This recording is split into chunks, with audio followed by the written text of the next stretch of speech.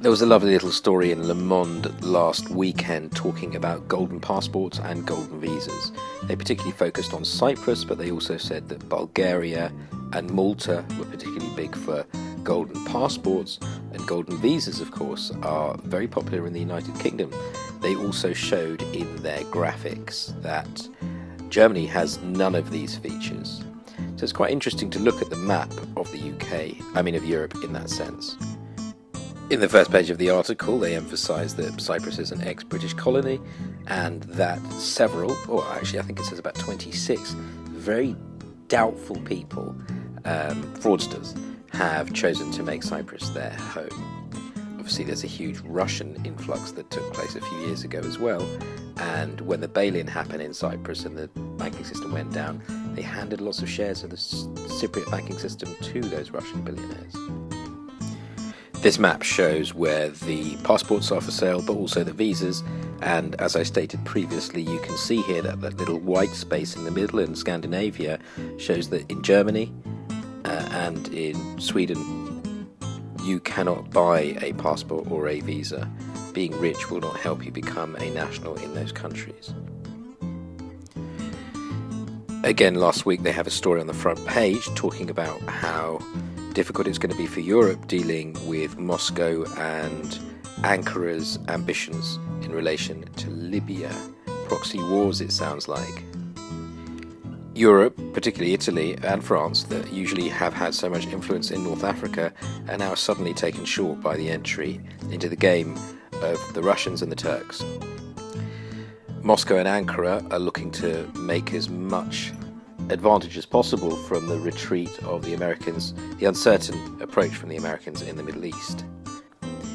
There is a conference happening in Berlin very soon, and here is the map with Haftar, who's supported by the Russians and the Egyptians, and Sarraj, who's supported by the UN and the Turks and Qatar. So Russia versus Turkey for proxy war in Libya. And then, of course, what about Italy, who used to have so much influence in that region? What are they going to do? We don't really know. I think it says here that they are not particularly friendly with Haftar, but they'll all have to be very careful. Then there was a piece about Airbnb, L'ubérisation de l'habitat. So basically, all of this deregulation of property means that the rental market is now out of the question for most people, poor people in France. So the question is, should housing be treated like anything else, where if you don't have enough money you can't buy it? Or is it more of a public good?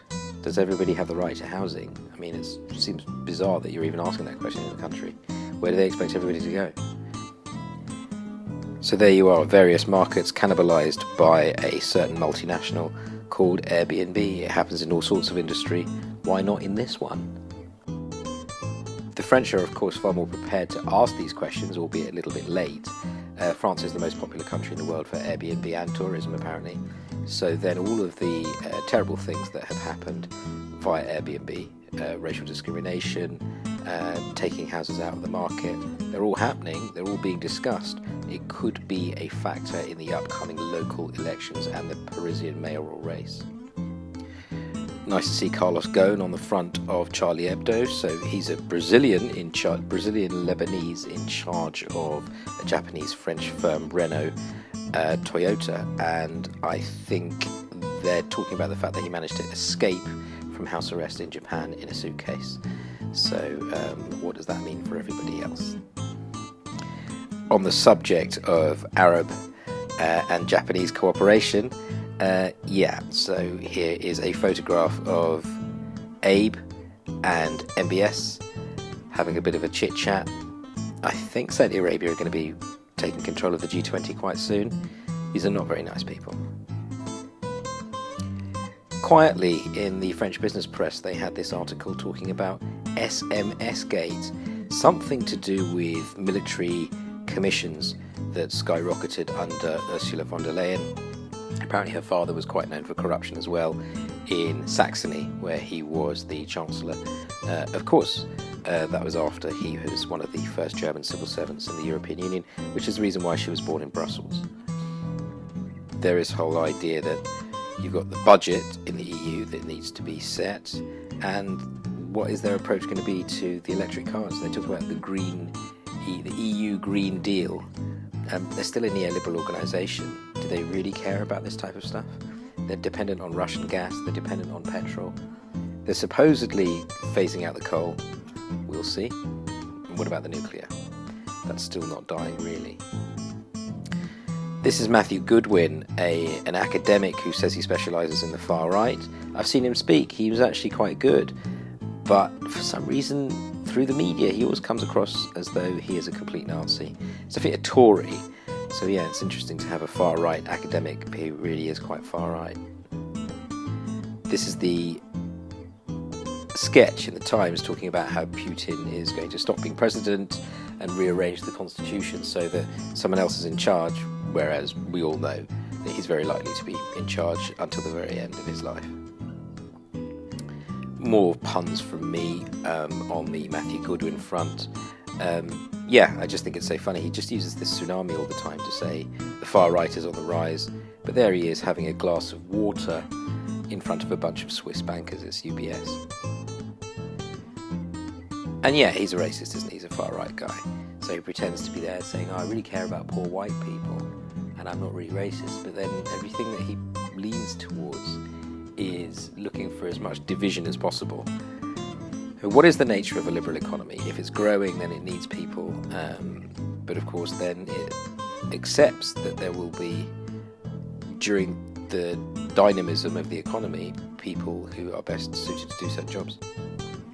Huawei, this is fascinating.